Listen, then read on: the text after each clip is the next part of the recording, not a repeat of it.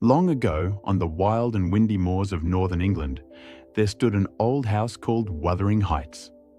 It was a lonely place, surrounded by rolling hills and endless stretches of rough countryside. The winds howled around the house day and night, as if carrying the secrets of everyone who lived there. One day, the owner of Wuthering Heights, Mr. Earnshaw, returned home from a trip with an orphaned boy. No one knew where the boy had come from. His clothes were ragged, his face was dirty, and he barely spoke. Mr. Earnshaw named him Heathcliff and decided to raise him as one of his own children.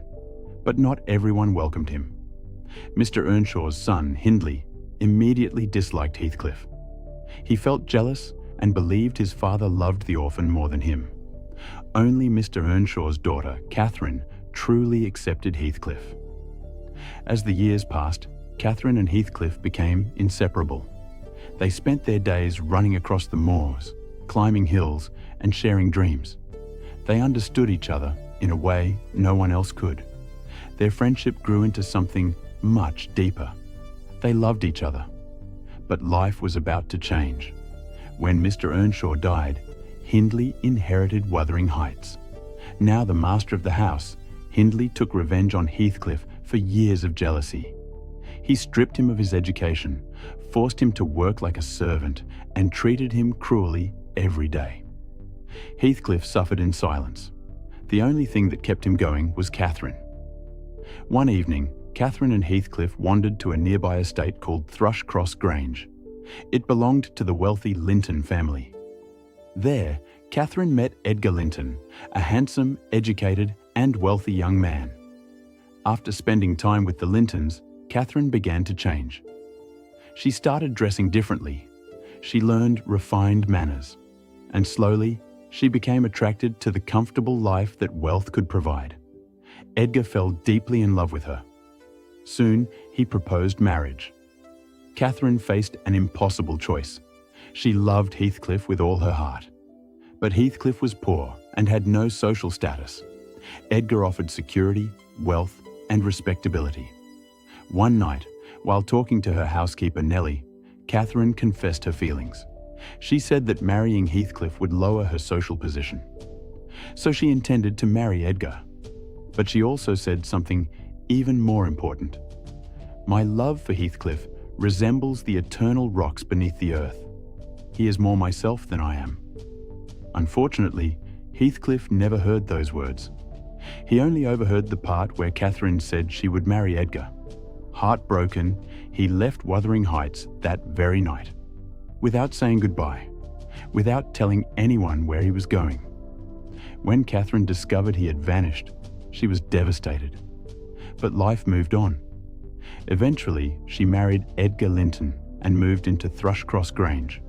For 3 years, Heathcliff was gone. Then one day, he returned. No longer a poor servant, no longer powerless. He had somehow become wealthy and well-dressed. But behind his calm appearance burned a deep desire for revenge. Catherine was overjoyed to see him again.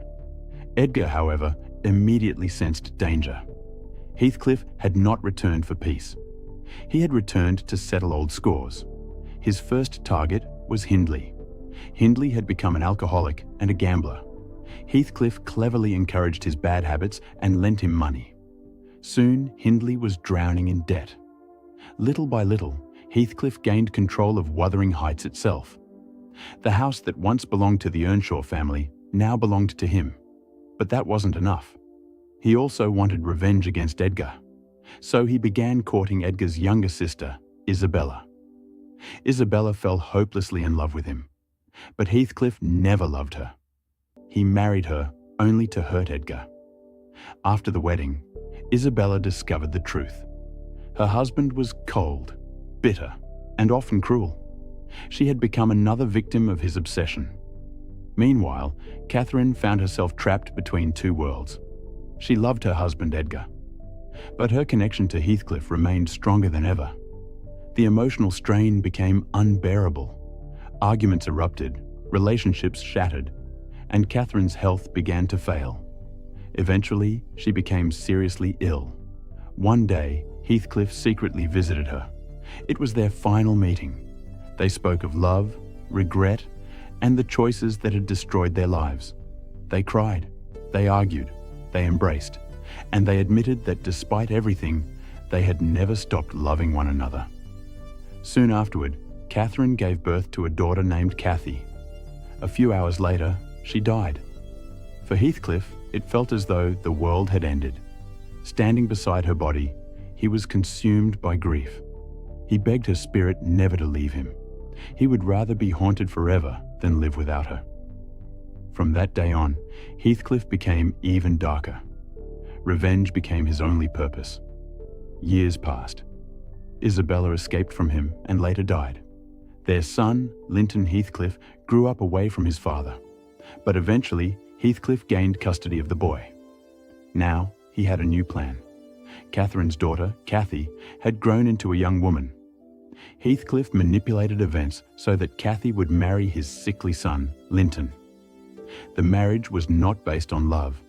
It was another step in Heathcliff's revenge. Soon after the wedding, Linton died.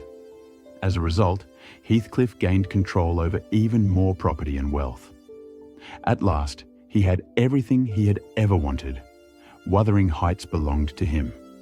Thrushcross Grange was under his control. His enemies were defeated. Yet he felt no satisfaction. The one thing he truly wanted could never be recovered. Catherine was gone. As the years passed, Heathcliff became increasingly withdrawn. He often wandered alone across the moors. He spoke as though Catherine's ghost was nearby. He claimed to see her face, to hear her voice, to feel her presence in the wind. Then, something unexpected happened. Cathy began spending time with Hareton Earnshaw, Hindley's son. Hareton had suffered under Heathcliff's cruelty for years. Yet despite their difficult pasts, Cathy and Hareton gradually fell in love. Their relationship was everything Heathcliff and Catherine's had once been: pure, hopeful, and free from hatred.